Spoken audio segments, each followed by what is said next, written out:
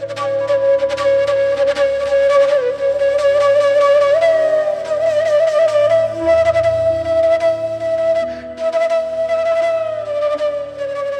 ശാന്തി. ഇന്ന് ഒരു വണ്ടർഫുൾ ആയിരിക്കുന്ന സ്റ്റോറിയിലൂടെയാണ് നമ്മൾ ആരംഭിക്കുന്നത്. നിങ്ങൾ ഒരുപാട് തവണ കേട്ട കഥയാണ്, എന്നാലും ഒരിക്കൽ കൂടി ഞാൻ നിങ്ങളെ കേൾപ്പിക്കാൻ പോവുകയാണ്. അതുകൊണ്ട് രസിച്ച് നമുക്ക് കേട്ട് നോക്കാം. ഒരിക്കൽ ഒരു കോടിപതിയായിട്ടുള്ള ഒരാളുടെ വീട്ടിൽ വെച്ച് ഒരു വലിയ സൽക്കാരം നടക്കുകയാണ്. അദ്ദേഹം തൻ്റെ നേട്ടങ്ങളെക്കുറിച്ച് കൂട്ടുകാരോട് പറഞ്ഞിങ്ങനെ അഭിമാനിച്ച് മദ്യപിച്ച് അങ്ങ് ലഹരി കയറിപ്പോയി. ഈ ലഹരി കയറി അദ്ദേഹത്തിൻ്റെ വിജയത്തിൻ്റെ ലഹരി ഒപ്പത്തിനൊപ്പം കയറി. അങ്ങനെ അവസാനം അറിയാതെ അയാൾ തൻ്റെ സ്വിമ്മിംഗ് പൂളിൻ്റെ അടുത്തേക്ക് ആളുകളെയൊക്കെ കൊണ്ടുവന്ന് പറയുകയാണ്, നോക്ക് എന്തൊക്കെയാണ് ഞാൻ എൻ്റെ സ്വിമ്മിംഗ് പൂൾ വളർത്തുന്നതെന്നറിയോ? അതിൽ പാമ്പുണ്ട്, ചീങ്കണ്ണിയുണ്ട്, അങ്ങനെ പല ജീവികളും ഞാൻ അതിനുള്ളിൽ വളർത്തുന്നുണ്ട്. ഇതൊക്കെ പറഞ്ഞു കഴിഞ്ഞപ്പോൾ അയാളെ ലഹരി കുറച്ചും കൂടി അങ്ങ് കയറിപ്പോയി. അപ്പോൾ പറയുകയാണ്, അഥവാ നിങ്ങൾക്കാർക്കെങ്കിലും ഈ സ്വിമ്മിംഗ് പൂളിലൂടെ ഈ എല്ലാവരുടെ മുന്നിൽ ചാറ്റം തൊട്ട് ഈ അറ്റം വരെ ഒരു 30 മീറ്റർ ഉണ്ടാവുമായിരിക്കും, ഇതിങ്ങ് നീന്തി ഇവരുടെ അടുത്തുനിന്ന് പുറത്തേക്ക് വന്നാൽ ഞാൻ നിങ്ങൾക്ക് ഒന്നുകിൽ 10 കോടി രൂപ അതല്ലെങ്കിൽ എൻ്റെ മകളുടെ കൈ നിങ്ങൾക്ക് ഗിഫ്റ്റായിട്ട് തരുന്നതായിരിക്കും എന്ന് പറയും. എല്ലാവരും സ്വിമ്മിംഗ് പൂളിൽ ചുറ്റും നിന്ന് മുഖത്തോട് മുഖം നോക്കി. ഇത്തരം ജീവികളതായിരിക്കുന്ന ഈ ഒരു സ്വിമ്മിംഗ് പൂളിലേക്ക് ആരും ചാടില്ല എന്നുള്ള കാര്യം എല്ലാവർക്കും ഉറപ്പായിരുന്നു. പക്ഷേ എല്ലാവരും മുഖത്തോട് മുഖം നോക്കി നിൽക്കെ പെട്ടെന്ന് ടപ്പ് എന്നൊരു ശബ്ദം കേട്ടു. നോക്കുമ്പോൾ ഒരു ചെറുപ്പക്കാരൻ വെള്ളത്തിലേക്ക് എടുത്ത് ചാടിയിരിക്കുന്നു. അയാളിങ്ങനെ മുതലയുടെ, ചീങ്കണ്ണിയുടെ, പാമ്പിൻ്റെ ഒക്കെ അടുത്ത് തുടങ്ങി നീന്തി നീന്തി നീന്തി ഒരു കണക്കിന് അയാൾ ഒരു കുഴപ്പവും കൂടാതെ അപ്പുറത്ത് വന്നങ്ങ് കയറിക്കഴിഞ്ഞപ്പോൾ ഇയാൾ ഓരോ മിനിറ്റ് മുന്നോട്ട് പോകുന്തോറും ധനികൻ്റെ മദ്യത്തിൻ്റെ ലഹരി താഴത്തേക്ക് വന്നു. കാരണം ഒരിക്കലും നടക്കില്ല എന്ന് വിചാരിച്ച ദൃശ്യം ഒരു പ്രാണിക്കും തൊടാൻ കിട്ടാതെ അയാൾ ഇതാ ഇക്കരെ വന്ന് കയറിയിരിക്കുന്നു. ഇയാൾ ആകെ എന്തിനു പറയാം, ലഹരി പൂർണ്ണമായി പോയി എന്ന് തന്നെ പറയാം. ഒരിക്കലും നടക്കില്ല എന്ന് വിചാരിച്ച കാര്യം മുന്നിൽ നടന്നത്. എന്നാലും അദ്ദേഹം തൻ്റെ വാക്കിൽ നിന്ന് മാറാൻ തയ്യാറാവാതെ പറയുകയാണ്, എന്താണെങ്കിലും ചെറുപ്പക്കാരാ, ഞാൻ നിങ്ങളിൽ ഇംപ്രസ്ഡ് ആണ്. ഒരിക്കലും ആരും ചെയ്യില്ല ഞാൻ ഉറപ്പിച്ച ഒരു കാര്യം നിങ്ങളുടെ ആ ഒരു ധൈര്യത്തിന് ഞാൻ മാനിച്ചിരിക്കുന്നുവെന്ന്. അതുകൊണ്ട് ഇനി പറയ്, 10 കോടി വേണോ അതോ എൻ്റെ മകളുടെ കൈ വേണോ? ഏത് ഞാൻ തരാൻ തയ്യാറാണ്, ഞാൻ വാക്ക് മാറില്ല എന്ന് പറയുകയാണ്. അപ്പോൾ ഈ ചെറുപ്പക്കാരൻ പറയും, എനിക്ക് 10 കോടിയല്ല വേണ്ടത്, നിങ്ങളുടെ മകളുടെ കൈയല്ല വേണ്ടത്, എന്നെ ഈ കുളത്തിലേക്ക് തള്ളിയിട്ട ആളാരാന്നുള്ള കാര്യമുണ്ടല്ലോ അതൊന്ന് കാണിച്ചു തരുമോ, അത് മതിയെന്ന് പറയുകയാണ്. വാസ്തവത്തിൽ എല്ലാ മനുഷ്യന്മാർക്കും പറ്റുന്നൊരു അബദ്ധം ഇവിടെ തന്നെയാണ്. നമ്മുടെ ഉള്ളിൽ പല കഴിവുകളും ഈശ്വരൻ്റെ വരദാനമായിട്ട് തന്നിട്ടുണ്ട്. ഒരിക്കലും ആ ഒരു ദൂരം ആ ജീവികളെ അതിജീവിച്ചു കൊണ്ടെത്താൻ അയാൾക്ക് കഴിവില്ലായിരുന്നുവെങ്കിൽ അയാൾ എത്തില്ലായിരുന്നു. ഏതെങ്കിലും ജീവിയുടെ ഭക്ഷണമായിട്ടോ അഥവാ മൃത്യുവിന് അടിമയായിട്ടോ നമുക്ക് കാണേണ്ടി വന്നേനെ. ആ അവസരം കടന്നു പോന്നിട്ട് പോലും അയാൾക്ക് തൻ്റെ കഴിവിലുള്ള ശക്തി ഉണരുകയല്ല ചെയ്യുന്നത്. അയാൾ മറിച്ച് തൻ്റെ ആ ഒരു അവസ്ഥയിലേക്ക് തള്ളിയിട്ട ആളെ ചിന്തിക്കുകയാണ്. പലപ്പോഴും ജീവിതത്തിലെ പല ഹാർഡ്ഷിപ്സും, പല കഷ്ടപ്പാടിൻ്റെ അവസ്ഥകളും, കഠിനമായ പല സാഹചര്യങ്ങളും മറികടക്കുമ്പോൾ ആളുകൾ അത് കടന്നെത്തി കഴിഞ്ഞ ശേഷം എന്നോട് ഇങ്ങനെ ചെയ്തവരോട് ഒരിക്കലും ഞാൻ ക്ഷമിക്കില്ല എന്നാണ് പറയുന്നത്. അതേസമയം അത് കടന്നു വന്നപ്പോൾ അതിലൂടെ നമ്മുടെ ഉള്ളിൽ ഫ്ലറിഷ് ചെയ്തതായിരിക്കുന്ന ആ കപ്പാസിറ്റി, നമ്മുടെ ഉള്ളിലുണ്ടായിരുന്ന ഉറങ്ങിക്കിടക്കുന്നതായിരിക്കുന്ന ശക്തികൾ, അത് ഉണർന്നു വരുമ്പോഴുള്ളതായിട്ടുള്ള ആനന്ദമാണ് നമ്മൾ അനുഭവിക്കേണ്ടത്. പല അവസരങ്ങളും ജീവിതത്തിൽ കടന്നു പോയപ്പോൾ എൻ്റെ ലൈഫിലും പല രീതികളിൽ രോഗത്തിൻ്റെ, ആക്സിഡൻറ്റിൻ്റെ പല അവസ്ഥകളിലും ഞാൻ ഇങ്ങനെയുള്ള സന്ദർഭങ്ങൾ കടന്നു പോയിട്ടുണ്ട്.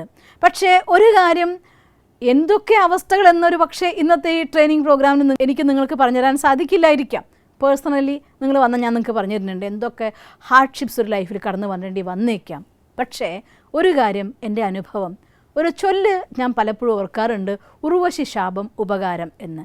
ജീവിതത്തിൽ അത്രയും കടുത്തതായിരിക്കുന്ന ഒരു സാഹചര്യത്തിലൂടെ കടന്നു പോകേണ്ടി വന്നപ്പോഴൊക്കെ ആ സമയത്ത് എക്സ്ട്രാ നമ്മുടെ ഉള്ളിൽ ഡെവലപ്പ് ചെയ്യപ്പെട്ടതായിട്ടുള്ള ഒരു ടാലൻറ്റ്, അഥവാ ആ സമയത്ത് നമുക്ക് കിട്ടിയ വരദാനം എന്ന പോലെ നമ്മളിൽ വന്നു ചേരുന്നതായിട്ടുള്ള ആ കഴിവുകൾ, ഉണർന്നു വരുന്നതായിട്ടുള്ള ആ കലകൾ, അതിനെ ജീവിതത്തിൽ സ്വന്തമാക്കിയതിലൂടെ ജീവിതം ഏറ്റവും വലിയ ബ്ലെസ്സിങ്സിലേക്ക് മാറ്റാനായിട്ട് എൻ്റെ ജീവിതത്തിൽ എനിക്ക് സാധിച്ചിട്ടുണ്ട്.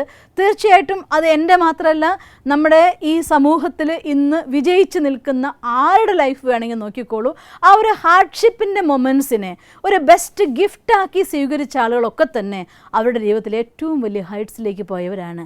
അതുകൊണ്ട് നമ്മുടെ ഉള്ളിലുള്ളതായിരിക്കുന്ന കഴിവുകളെ ഉണർത്തിയെടുക്കാൻ വേണ്ടി, അഥവാ നമ്മളുള്ളതായിട്ടുള്ള ആ ഒരു സിറ്റുവേഷൻ നമുക്ക് വരുന്നത് നമ്മളിൽ നിന്ന് നമ്മളെ കണ്ടെത്താൻ വേണ്ടിയാണ്. അതങ്ങനെ ഒരു സിറ്റുവേഷൻ വന്നിട്ട് ഉണർത്താൻ കാത്തു നിൽക്കണ്ട, ഇപ്പോഴേ നമുക്കത് കണ്ടെത്താൻ സാധിച്ചാലോ. അതിനൊരു കൊച്ചു എക്സസൈസ് നിങ്ങളെക്കൊണ്ട് ഞാൻ ചെയ്യിപ്പിക്കാൻ പോവുകയാണ്. തീർച്ചയായിട്ടും ഒരു പേപ്പറും പെന്നും നിങ്ങളുടെ കയ്യിലുണ്ടാകും എന്ന ഉറച്ച വിശ്വാസത്തോടെയാണ് ഞാൻ പറയുന്നത്. ഇത് പറഞ്ഞ ശേഷം സ്വയം അവനവന് ചതിക്കരുത്. ആദ്യം ഞാൻ പറയുകയാണ്, നിങ്ങൾ സ്വയം ഒറ്റയ്ക്കിരുന്ന് ചെയ്യുന്നതായിട്ടൊരു പ്രോഗ്രാമാണിത്. ഇതിൻ്റെ നേട്ടം നിങ്ങൾക്കല്ലാതെ മറ്റാർക്കുമില്ല. ആർക്കും വേണ്ടി ആരുടെയും മുന്നിൽ പ്രകടിപ്പിക്കാൻ വേണ്ടിയൊന്നും ചെയ്യരുത്, ആരെയും കാണിക്കാൻ വേണ്ടിയൊന്നും ചെയ്യരുത്, നമ്മുടെ ഒരു സ്റ്റാർ കിട്ടാൻ വേണ്ടി ഒന്നും ചെയ്യരുത്, നമ്മളുടെ അടുത്ത് റെസ്പോൺസ് അയക്കാൻ വേണ്ടി ഒന്നും ചെയ്യരുത്. അവനവനോട് അവനവൻ ചെയ്യുന്ന സത്യസന്ധമായ ഒരു പരിശോധന പറയാൻ പോവുകയാണ്. തയ്യാറായല്ലോ അല്ലേ? പേപ്പറും പെന്നും കയ്യിലുണ്ടല്ലോ അല്ലേ? ഒന്നാമത്തെ ചോദ്യം, നിങ്ങളുടെ മനസ്സിൽ ഞാൻ ഇത് ഓരോന്ന് പറയാൻ വരുമ്പോഴും അതൊന്നും കൂടെ എക്സ്പ്ലെയിൻ ചെയ്യാൻ ഈ കാര്യം ഞാൻ പറയാൻ വരുമ്പോൾ ഒരു പേര് അല്ലെങ്കിൽ എന്തെങ്കിലും ഒരു കാര്യം ഞാൻ നിങ്ങളടുത്ത് പറയും. ആ പറയുമ്പോൾ മനസ്സിൽ വരുന്ന ആദ്യത്തെ ചിത്രം അതെന്തോ അതാണ് റിയാലിറ്റി. മാറ്റരുത് ആ ചിത്രത്തിന്. ആ റിയാലിറ്റിയെ പേപ്പറിൽ നിങ്ങൾ നോട്ട് ചെയ്യേണ്ടതാണ്. പറയാൻ പോവുകയാണ്. ഒന്നാമത്തെ ഒരു പക്ഷിയുടെ പേര്, ഒരു മൃഗത്തിൻ്റെ പേര്, ഒരു മനുഷ്യൻ്റെ പേര്. അതിനി കഴിഞ്ഞില്ല. എന്തിനാണ് ഈ 3 കാര്യം ഞങ്ങളോട് എഴുതാൻ പറഞ്ഞെന്നായിരിക്കും. എന്തിനാണെന്നറിയോ? നമ്മുടെ ഉള്ളിൽ ലോ ഓഫ് പ്രൊജക്ഷൻ നമ്മളെ പഠിപ്പിക്കുന്നത് ഒരല്പം കാര്യം നമ്മുടെ ഉള്ളിലുണ്ടെങ്കിൽ ആ കാര്യം നിങ്ങൾക്ക് മറ്റൊരാളിൽ തീർച്ചയായിട്ടും കാണാൻ സാധിക്കുന്നതാണ്. പാട്ടുകാരോട് ആരാധനയുള്ളത് പാട്ടിനെ ഇഷ്ടപ്പെടുന്ന മൂളാനെങ്കിലും കഴിവുള്ള ആളുകളായിരിക്കും. ഒരു പക്ഷെ നന്നായി പാടാൻ കഴിവില്ലായിരിക്കാം, മൂളാൻ കഴിവുള്ള ആളുകൾക്ക് പാട്ടുകാരോട് ആരാധനയായിരിക്കും. കുറച്ചെങ്കിലും 2 സ്റ്റെപ്പ് വെക്കാൻ അറിയുന്നവർക്ക് നൃത്തം ചെയ്യുന്നവരോട് ആരാധനയായിരിക്കും. 4 വാക്ക് പറയാൻ അറിയുന്നവർക്ക് നല്ല പ്രഭാഷകന്മാരോട് ആരാധന വരും. എന്തുകൊണ്ട്? Law of projection. അല്പം നിങ്ങളുള്ള കാര്യത്തിനെയാണ് നിങ്ങൾക്ക് മറ്റൊരാളിൽ കണ്ടെത്താനായി സാധിക്കുന്നത്. ഇനി തിരിച്ച് നമ്മുടെ ചോദ്യത്തിലേക്ക്, എക്സസൈസിലേക്ക് നമുക്ക് തിരിച്ചു വരാം. ഒന്നാമത്തെ ചോദ്യം എഴുതിയത് ഒരു പക്ഷി. അതേത് പക്ഷിയാണെങ്കിലും ആ പക്ഷിയിൽ നിങ്ങൾക്കിഷ്ടപ്പെട്ട, നിങ്ങളുടെ മനസ്സിൽ ആദ്യം വരുന്ന 3 ക്വാളിറ്റി അതിൻ്റെ താഴെ ഒരു വരയിട്ടുകൊണ്ട് എഴുതി വയ്ക്കുക. 1, 2, 3. ഇനി അതിന് താഴെ നിങ്ങൾ കണ്ടതായിരിക്കുന്ന മൃഗത്തിൻ്റെ 3 ക്വാളിറ്റി എന്താണെങ്കിലും അതിനെ വരയിട്ട് എഴുതി വയ്ക്കുക. 1, 2, 3. അതിൻ്റെ താഴെ നിങ്ങളുടെ മനസ്സിൽ വന്ന ആദ്യത്തെ മനുഷ്യൻ്റെ ചിത്രം, നിങ്ങൾക്ക് ആരാധനാപാത്രമായ നിങ്ങളുടെ മനുഷ്യൻ്റെ ചിത്രം 1, 2, 3.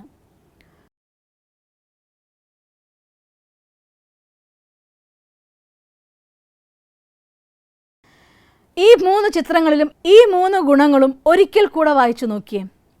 ഒരു പക്ഷേ പക്ഷിയുടെ ഗുണമാണ്, അതെൻ്റെ ഉള്ളിൽ ഇല്ലെന്ന് നോക്കിയേ. ഒരു ഉദാഹരണം ഞാൻ പറഞ്ഞു തരാം. തത്തമ്മ. എൻ്റെ മനസ്സിൽ വന്നതായിട്ടുള്ള ചിത്രം തത്തമ്മയാണെങ്കിൽ തത്തയുടെ മധുരമായി സംസാരിക്കാനുള്ള കല, അതിൻ്റെ ചുറുചുറുക്കാർന്നതായിട്ടുള്ള ചാട്ടം, പറക്കൽ, സൗന്ദര്യം, ഈ 3 ക്വാളിറ്റി ആയിരിക്കും നിങ്ങൾക്ക് തത്തമ്മയിൽ കാണാൻ സാധിക്കുക എന്ന് വിചാരിക്കുക. ഞാൻ എക്സാമ്പിൾ പറയാൻ കേട്ടോ, ഇതങ്ങ് നോട്ട് ചെയ്ത് വെക്കരുത്. ഇത് തന്നെ ആയിക്കോളുന്നില്ല നിങ്ങളുടെ കല. നിങ്ങളുടെ ഉള്ളിലുള്ളതായിട്ടുള്ള കല എന്തോ അതാണ് എഴുതേണ്ടത്. എന്നുവെച്ചാൽ അർത്ഥം ഒന്ന് സൗന്ദര്യം, മറ്റൊന്ന് ചുറുചുറുക്ക്, മറ്റൊന്ന് സംസാരിക്കാനുള്ള കല.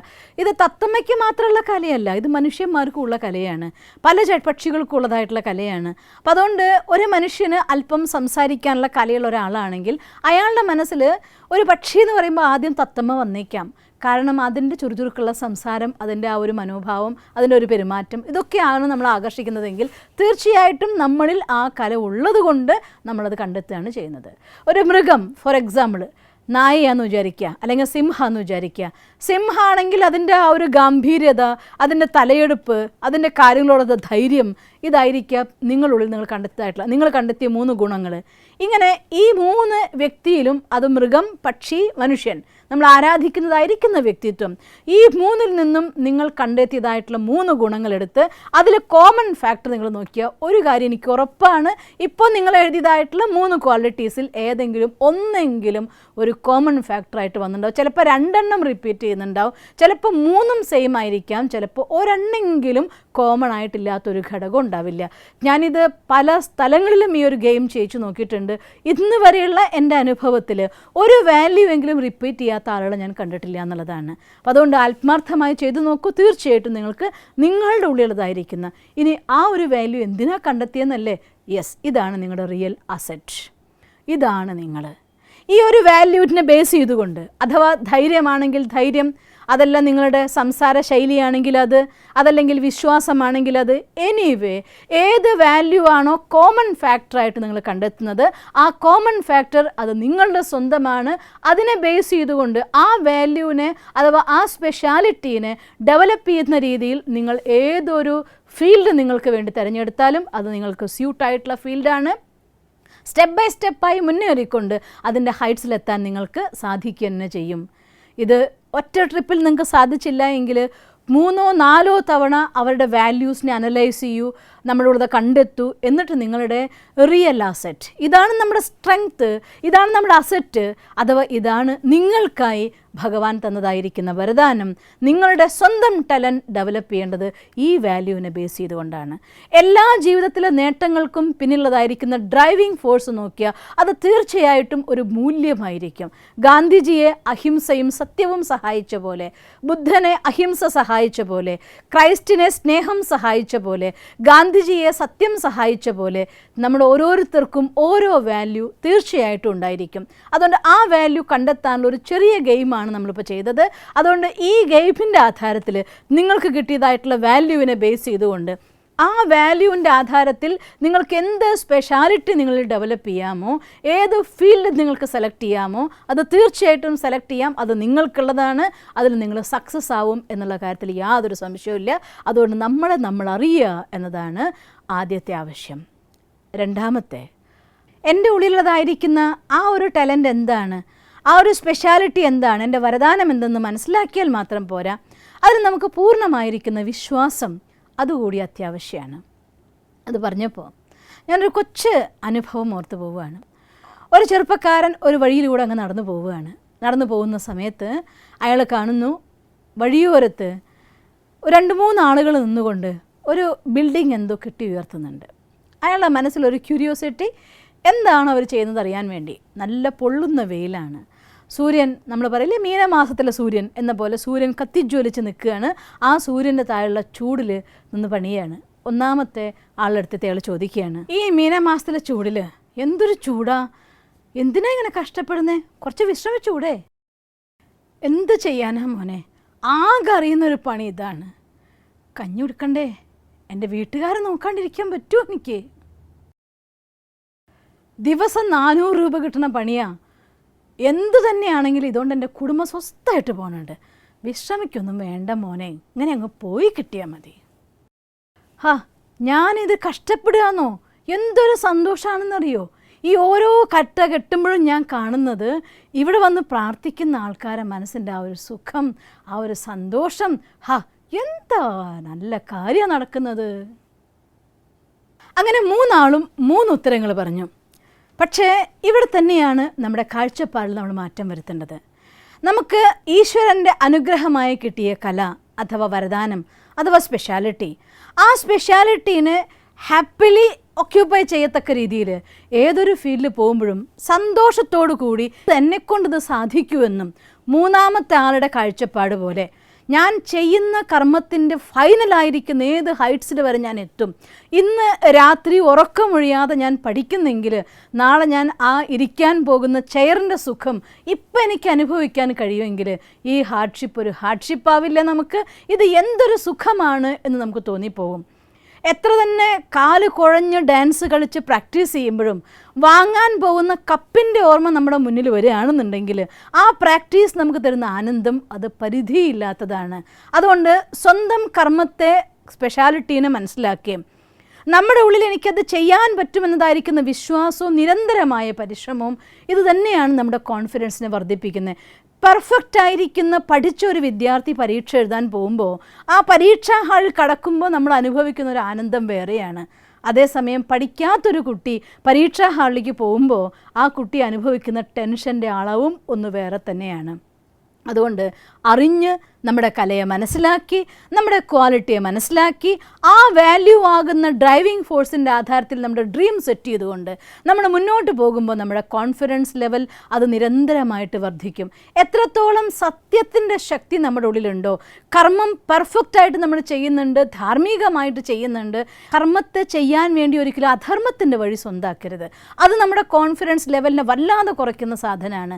സത്യമാണ് കോൺഫിഡൻസ് ലെവൽ കൂട്ടുന്നതായിരിക്കുന്ന ശക്തി. അതുകൊണ്ട് ധർമ്മത്തിൻ്റെ, സത്യത്തിൻ്റെ ആധാരത്തിൽ വാല്യൂ ബേസ്ഡ് ആയിക്കൊണ്ട് നമ്മുടെ ഡ്രീം സെറ്റ് ചെയ്ത് പൂർണ്ണ വിശ്വാസത്തോടെ നമുക്ക് മുന്നേറാൻ സാധിക്കുമെങ്കിൽ നമ്മുടെ കോൺഫിഡൻസ് ലെവൽ നമുക്ക് നന്നായിട്ട് മുന്നോട്ട് കൊണ്ടുപോകാൻ സാധിക്കും. പിന്നെ ഇതൊക്കെ എത്തുന്ന ആളുകളും പല ആളുകളും ഉണ്ട്. Do or don't do category എന്ന് ഞാൻ പറയും. ചില ആളുകൾക്കുണ്ടല്ലോ എല്ലാ ഡ്രീമും ഒക്കെ ആക്കി തുടങ്ങുന്നവരെയൊക്കെ ഭയങ്കര ഉത്സാഹമായിരിക്കും.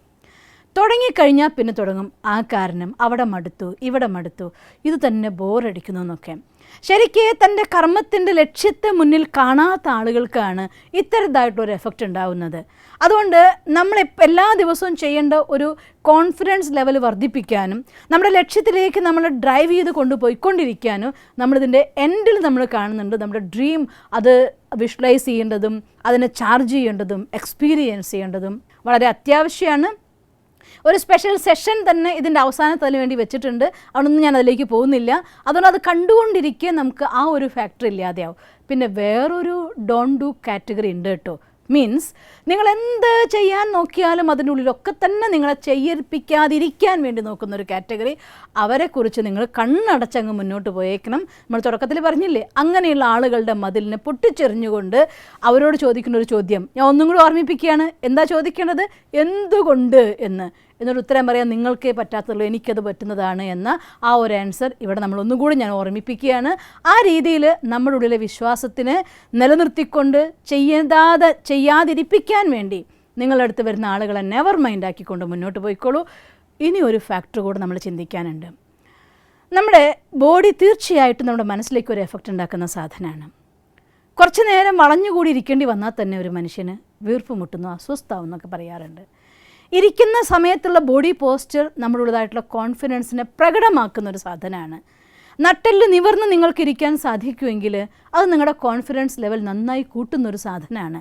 അതുകൊണ്ട് കഴിവതും ഞാൻ പലപ്പോഴും വാച്ച് ചെയ്യുമ്പോൾ കണ്ടൊരു അനുഭവം, ഈ കോൺഫിഡൻസ് ലെവൽ കുറഞ്ഞ ആളുകൾ ഇരിക്കുമ്പോൾ പലപ്പോഴും നടു വളഞ്ഞ് തല കുനിച്ച് ഇരിക്കാൻ നോക്കുന്നത് കണ്ടിട്ടുണ്ട്. അതുകൊണ്ട് അത് ചെയ്യരുത്, നടു നിവർന്ന് തന്നെ ഇരിക്കണം. ഇനി സപ്പോസ് നമുക്ക് അങ്ങനെ ഇരിക്കാനുള്ളൊരു മൂഡ് വരുന്നില്ല എന്ന് വിചാരിക്കൂ, ഒരു കാര്യം എന്നെ ഓർമ്മിപ്പിക്കണം ഞാൻ. കാരണം ഈ ഇരുത്തം എൻ്റെ കോൺഫിഡൻസ് ലെവലിനെ ബാധിക്കുമെങ്കിൽ നല്ല കോൺഫിഡൻസ് ലെവൽ ഡെവലപ്പ് ചെയ്യാൻ വേണ്ടി ഞാൻ തീർച്ചയായിട്ടും നിവർന്നേ ഇരിക്കൂ എന്ന്. കുറച്ച് നാളത്തെ ഒരു അറ്റൻഷൻ വേണ്ടി വരുമായിരിക്കും, പ്രാക്ടീസ് വേണ്ടി വരുമായിരിക്കും.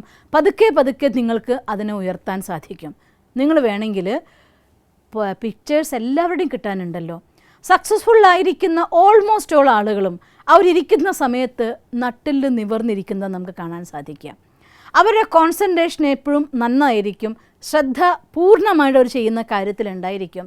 നിൽക്കുകയാണെങ്കിൽ പോലും ചാരി വളഞ്ഞ് ഒടിഞ്ഞല്ല, രണ്ട് കാലിൽ നമ്മുടെ പാദങ്ങളും ഷോൾഡറും ഒരൊറ്റ സ്ട്രെയിറ്റ് ലൈനിൽ വരുന്നതാണ് ഏറ്റവും കോൺഫിഡൻസ് ആയിട്ടുള്ള ആ ഒരു സ്റ്റഡി സ്റ്റാൻഡിങ് എന്ന് പറയുന്നത് തന്നെ. അതുകൊണ്ട് നമ്മളത് നോക്കണം. പിന്നെ രണ്ടാമത്തെ കാര്യം, ഒരു സദസ്സിൽ പോയിട്ടിരിക്കേണ്ടി വരുമ്പോൾ നിങ്ങൾ വാച്ച് ചെയ്തിട്ടുണ്ടായിരിക്കും, ഒരു സദസ്സിൽ കോൺഫിഡൻസ് ആയിട്ടുള്ള ആളുകളൊക്കെ മുന്നിലിരിക്കും. അവരുടെ കോൺഫിഡൻസ് കുറവാണെങ്കിൽ സ്വാഭാവികമായിട്ടും ആ സദസ്സിൻ്റെ ബാക്കിലിരിക്കാനാണ് നോക്കുക. ഇപ്പോൾ നമ്മുടെ കോൺഫിഡൻസ് ലെവൽ കുറവാണ്, നിങ്ങൾക്ക് ബാക്കിലിരിക്കാനാണ് ഇപ്പോഴുള്ള പ്രവണത എങ്കിൽ കരുതിക്കൂട്ടി അതിനെ കട്ട് ചെയ്തുകൊണ്ട് മുന്നിലിരിക്കാനുള്ള പ്രവണത കാണിക്കുക. പതുക്കെ പതുക്കെ നിങ്ങൾക്ക് നിങ്ങളുള്ള പ്രവണതയെ മാറ്റിയെടുക്കാൻ സാധിക്കും.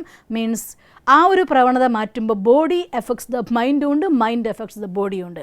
അതുകൊണ്ട് ബോഡി എഫക്ട്സ് ദ മൈൻഡ് എന്നുള്ള പ്രിൻസിപ്പിൾ പ്രകാരം പതുക്കെ അതും നിങ്ങളുടെ കോൺഫിഡൻസ് ലെവൽ വർദ്ധിപ്പിക്കാനായിട്ട് സഹായിക്കും. പിന്നെ ആരോട് സംസാരിക്കുമ്പോഴും ഏറ്റവും നല്ല കമ്മ്യൂണിക്കേഷൻ ഐ ടു ഐ കോണ്ടാക്റ്റിലാണ് വരിക. സംസാരിക്കുന്ന ആളുടെ അടുത്ത് കണ്ണിൽ നോക്കി സംസാരിക്കാൻ അഥവാ മുഖത്ത് നോക്കി സംസാരിക്കാൻ നമ്മൾ ശ്രദ്ധിക്കണം. അങ്ങോട്ടും ഇങ്ങോട്ടും നോക്കി അശ്രദ്ധമായി സംസാരിക്കുന്ന സ്വഭാവം നിങ്ങൾക്കുണ്ടെങ്കിൽ ഉറപ്പാണ് നിങ്ങളുടെ മനസ്സ് ഒരാളോട് സംസാരിക്കുമ്പോഴും മറ്റു പല ഭാഗത്തേക്കും പോകുന്നുണ്ട്. അതുകൊണ്ട് തന്നെ കമ്മ്യൂണിക്കേഷൻ പെർഫെക്റ്റ് ആയിരിക്കില്ല, നമ്മുടെ എനർജി ട്രാൻസാക്ഷൻസ് ഉണ്ടാവില്ല, ഒരു കാര്യത്തിലൂടെ നിങ്ങൾക്ക് ലക്ഷ്യത്തിലേക്ക് യാത്ര ചെയ്യാൻ സാധ്യമല്ല. അതുകൊണ്ട് സംസാരിക്കുന്ന സമയത്ത് മുഖത്ത് നോക്കി സംസാരിക്കുക. ഷെയ്ക്ക് ഹാൻഡ് കൊടുക്കുന്ന സമയത്ത് പെർഫെക്റ്റ് ആയിട്ടുള്ള രീതിയിൽ, ഒരു ജെല്ലി ഫിഷിൻ്റെ ഹാൻഡ് ആവരുത്, ഒരാൾ പിടിക്കുമ്പോൾ അങ്ങനെ വഴുതി പോകുന്ന കൈയൊന്നും ആവരുത്. കറക്റ്റായിട്ട് നമ്മൾ ഷെയ്ക്ക് ഹാൻഡ് കൊടുക്കുന്ന രീതികൾ. അതുപോലെ നമ്മളൊരാൾ സംസാരിക്കുകയാണെങ്കിൽ കൈ കെട്ടിന്ന് സംസാരിക്കരുത്. ഇങ്ങനെ നിങ്ങൾ നിൽക്കുമ്പോഴേ മറ്റാൾക്ക് മനസ്സിലാവും ഇവർ ഞാൻ പറയുന്നതൊന്നും സ്വീകരിക്കാൻ തയ്യാറല്ല എന്ന്. അതുകൊണ്ട് കൈ കെട്ടി നിന്നുള്ള ആശയവിനിമയം പാടില്ല. കൈകൾ നമുക്ക് ഫ്രീ ആയിട്ട് ഉപയോഗിക്കാനുള്ളതാണ്. കൈയുടെ മേലെ ഇങ്ങനെ തിരുമ്മിക്കൊണ്ടിരിക്കരുത്. ഇത് കണ്ടാലേ മനസ്സിലാവും. ഞാൻ കണ്ട് പല ട്രെയിനേഴ്സും ക്ലാസ് എടുക്കുമ്പോൾ ഇതിങ്ങനെ നിരന്തരമായിട്ട് ചെയ്തുകൊണ്ടിരിക്കണം. എന്ത് കാരണം കൊണ്ട് ചെയ്തതെന്നൊന്നും അറിയില്ല. പക്ഷേ ഒരു കാര്യം ഞാൻ പഠിച്ചെടുത്തോളം, ഞാൻ വാച്ച് ചെയ്തപ്പോൾ ഞാൻ മനസ്സിലാക്കിയ ഒരു കാര്യമുണ്ട്. ഒരാൾ നമ്മളോട് സംസാരിക്കുമ്പോൾ കൈ ഇങ്ങനെ ആക്കിക്കൊണ്ടിരിക്കുന്നുണ്ടെങ്കിൽ, ചിലരിങ്ങനെ ആക്കിക്കൊണ്ടിരിക്കുന്നുണ്ടാവും, ചിലരിങ്ങനെ ആക്കിക്കൊണ്ടിരിക്കുന്നുണ്ടാവും. ഇതിങ്ങനെയുള്ള ആളുകളുടെ അടുത്ത സ്റ്റെപ്പ് നോക്കിക്കഴിഞ്ഞാൽ അവർക്ക് നമ്മളോട് എന്തോ ഒരു ആശയം പറയാൻ വേണ്ടി, ആവശ്യത്തിന് വേണ്ടി വന്നിരിക്കുകയാണെന്ന് ഉറപ്പാണ്. ചില ആളുകൾക്ക് അതിനുള്ള കോൺഫിഡൻസ് ഉണ്ടാവില്ല. അവരിങ്ങനെ ഷർട്ടിൻ്റെ ഹുക്ക് ഇങ്ങനെ തിരിക്കുന്നതായിട്ട് കാണാം, അല്ലെങ്കിൽ സാരി പിടിച്ചതായി ഇങ്ങനെ കാണിക്കുന്നത് കാണാം. ഇതൊക്കെ നെഗറ്റീവ് സൈൻസാണ്. പർപ്പസ്ഫുള്ളി നമ്മുടെ ലൈഫിൽ നിന്ന് ഒഴിവാക്കിയിരിക്കണം. മുടി പിടിച്ചിങ്ങനെ തിരിക്കുക, അല്ലെങ്കിൽ മുടി ഇങ്ങനെ കാണിച്ചുകൊണ്ടിരിക്കുക. ചില കുട്ടികളുടെയൊക്കെ വിചാരം ഇടയ്ക്കിടയ്ക്ക് കൈ ഇങ്ങനെ തട്ടുന്നത് സ്റ്റൈലാണെന്നാണ്. പക്ഷേ അല്ല, നിങ്ങളുടെ ഉള്ളിലെ കോൺഫിഡൻസ് ലെവലിൻ്റെ കുറവാണ് ഇതൊക്കെ കാണിക്കുന്നത്. നേരെ നിന്ന് തുറന്ന കൈ കൊണ്ട് സംസാരിക്കുക എന്നുള്ളത് ഒരു ബെസ്റ്റ് കമ്മ്യൂണിക്കേഷൻ അഥവാ കോൺഫിഡൻറ്റ് കമ്മ്യൂണിക്കേഷൻ്റെ ഒരു പ്രതീകമാണ്. അതുകൊണ്ട് നിങ്ങൾ ഒരാളുടെ മുന്നിൽ പോകുന്ന സമയത്ത് നിങ്ങൾ എന്താണ് എന്ന് കാണുന്ന ആദ്യത്തെ 5 സെക്കൻഡിൽ അയാൾ വാച്ച് ചെയ്യും. അതിൻ്റെ ഘടകങ്ങൾ നമ്മുടെ കണ്ണ്, നമ്മുടെ കൈ, നമ്മുടെ ഷോൾഡർ, നമ്മുടെ ബാക്ക് ബോണിൻ്റെ സ്ട്രെയിറ്റ് ആയിട്ടുള്ള സ്റ്റേജ്, ഇതൊക്കെയാണ്. അതുകൊണ്ട് ഈ കാര്യങ്ങളിലൊക്കെ പതുക്കെ ശ്രദ്ധിച്ചുകൊണ്ടിരുന്ന് നമുക്ക് ഡെവലപ്മെൻറ്റ് കൊണ്ടുവരാം. ഇനിയും കുറേ കാര്യങ്ങൾ നമുക്ക് പഠിക്കാനുണ്ട്. തുടർച്ചയായിട്ടുള്ള ലെസൺസ് നമ്മൾ പഠിക്കും. എന്നാലും ഇന്ന് ഈ ലോകത്തിലെ പരമോന്നതമായിരിക്കുന്ന ശക്തിയായിരിക്കുന്ന ഓൾമൈറ്റി അതോറിറ്റി, ദ ഗോഡ്, ഈശ്വരൻ്റെ കുട്ടിയായ ഞാൻ, എൻ്റെ ഉള്ളിൽ ആ ഒരു കോൺഫിഡൻസിന് 100% ഡെവലപ്പ് ചെയ്യാൻ വേണ്ടതായിരിക്കുന്ന അഫർമേഷൻ പ്രാക്ടീസ് ചെയ്തുകൊണ്ട്, മെഡിറ്റേഷൻ ചെയ്തുകൊണ്ട് നമുക്കൊന്ന് അവസാനിപ്പിക്കാം. ഓം ശാന്തി.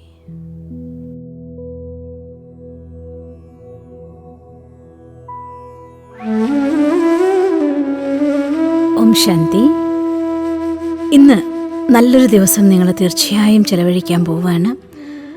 നമ്മുടെ ആത്മവിശ്വാസത്തിൻ്റെ ശക്തിയാണ് ഈ ജീവിതത്തിൻ്റെ വിജയത്തിൻ്റെ ശക്തി.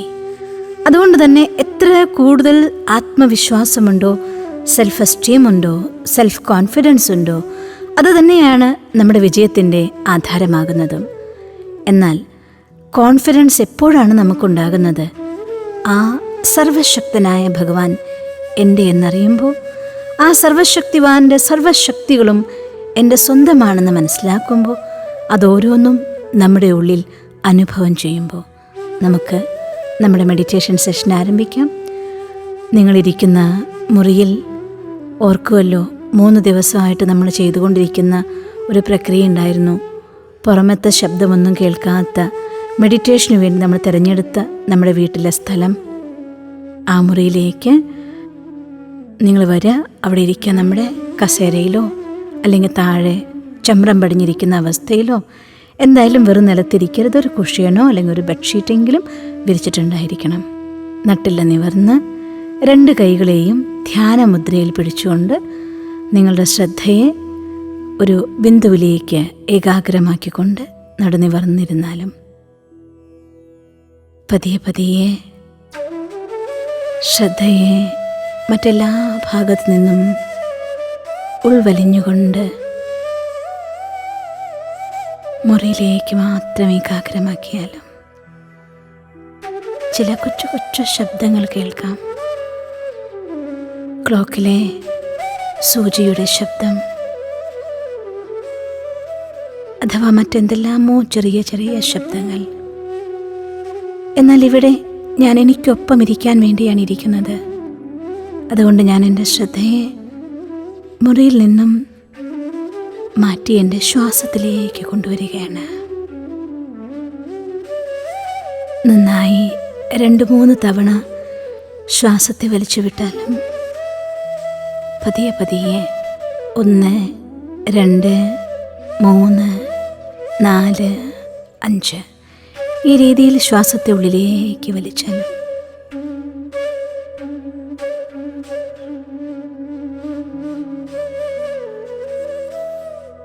ഉള്ളിൽ 3 സെക്കൻഡ് സമയം.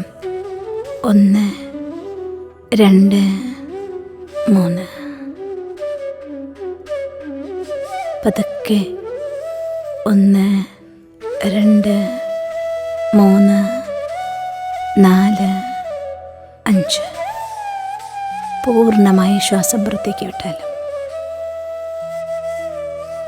വീണ്ടും ഒരിക്കൽ കൂടി മനസ്സിൽ എണ്ണിക്കൊണ്ട് 1, 2, 3, 4, 5. 1, 2, 3. 1, 2, 3, 4, 5. ഈ രീതിയിൽ 3 തവണ ശ്വാസത്തിന് ദീർഘശ്വാസം ചെയ്ത ശേഷം ശ്രദ്ധയെ പൂർണ്ണമായും ശ്വാസത്തിൻ്റെ ഗതിയിലേക്ക് കൊണ്ടുവന്നാലും ശ്വാസമകത്തേക്ക് എടുക്കുമ്പോൾ കൂൾ വൈബ്രേഷൻ ഫീൽ ചെയ്താലും ഇപ്പോഴെൻ്റെ ശ്രദ്ധ പതിയെ പതിയെ ശ്വാസത്തിൽ നിന്ന് എൻ്റെ ഭ്രൂമധ്യത്തിലേക്ക് ഞാൻ കൊണ്ടുവരികയാണ്. ഭ്രൂമധ്യത്തിൽ ഒരു ചൈതന്യ നക്ഷത്രം പോലെ ഞാനെന്ന ആന്തരിക വ്യക്തിത്വം, ദ റിയൽ മീ, പ്രകാശിച്ചു കൊണ്ടിരിക്കുകയാണ്. ഒരു വെള്ളി നക്ഷത്രം പോലെ പ്രകാശിച്ചു കൊണ്ടിരിക്കുന്ന എൻ്റെ രൂപത്തെ ഞാൻ കാണുന്നു. പരമ ചൈതന്യമായ പരമാത്മാ, പരം ജ്യോതിയായി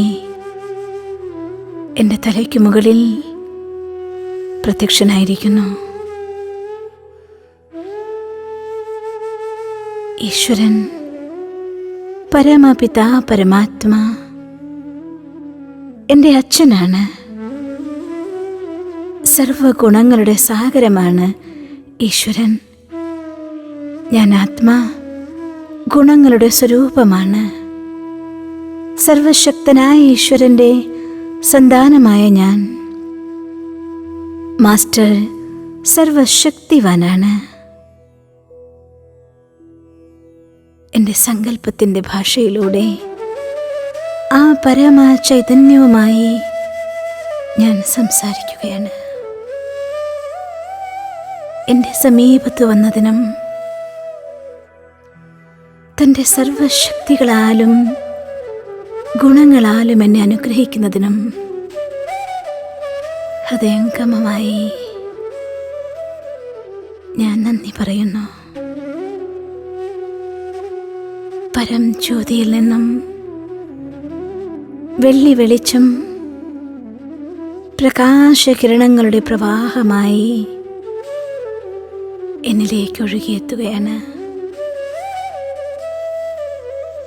എൻ്റെ സഹസ്രാര പത്മത്തിലൂടെ അകത്ത് പ്രവേശിച്ച് ആജ്ഞാചക്രത്തിലിരിക്കുന്ന ചൈതന്യ നക്ഷത്രമായി എന്നിൽ നിറഞ്ഞ് എൻ്റെ ശരീരത്തിലെ ഓരോ കണങ്ങളിൽ പോലും വ്യാപിക്കുകയാണ്. ഞാൻ ഈശ്വരൻ്റെ പുത്രൻ. മാസ്റ്റർ സർവശക്തിവാനാണ്. തൻ്റെ സർവഗുണങ്ങളെയും വരദാനമായി ഭഗവാൻ എനിക്ക് തന്നിരിക്കുന്നു. തൻ്റെ സർവശക്തികളെയും ജന്മസിദ്ധ അധികാരമായി എനിക്ക് നൽകിയിരിക്കുന്നു. ഞാൻ മാസ്റ്റർ സർവശക്തിവാനാത്മാ. എൻ്റെ ജീവിതത്തിലെ ഏതൊരു ലക്ഷ്യം നേടുന്നതിനുമുള്ള അതിയായ ഇച്ഛാശക്തി എൻ്റെ ഉള്ളിൽ തീവ്രമായി ജനിക്കുന്നു.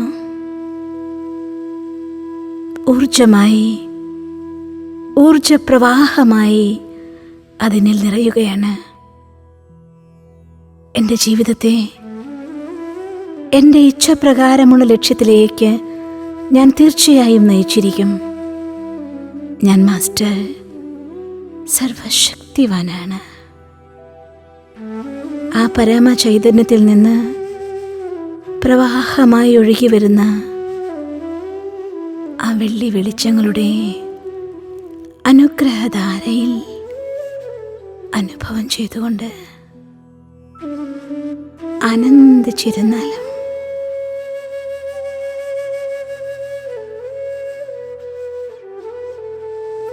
ഓം ശാന്തി ശാന്തി ശാന്തി.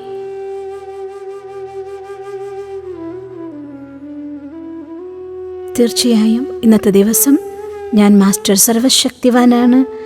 ഈശ്വരൻ എനിക്ക് ജന്മസിദ്ധ അധികാരമായി സർവശക്തികളും തന്നിരിക്കുന്നു. ഈശ്വരനിൽ നിന്ന് വരദാനമായി എല്ലാ ഗുണങ്ങളും എന്നിൽ നിറഞ്ഞിരിക്കുന്നു. ഈ ഒരു അഫർമേഷൻ ഇന്നത്തെ ദിവസം ചുരുങ്ങിയത് 21 തവണയെങ്കിലും നിങ്ങൾ അനുഭവം ചെയ്യണം. ഓം ശാന്തി.